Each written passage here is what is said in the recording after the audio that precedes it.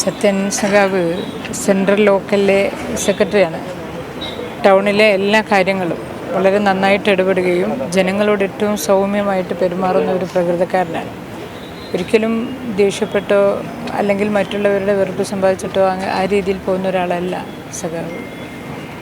എങ്ങനെയാണ് ഇത് വന്നത് എന്നുള്ളത് അറിയില്ല.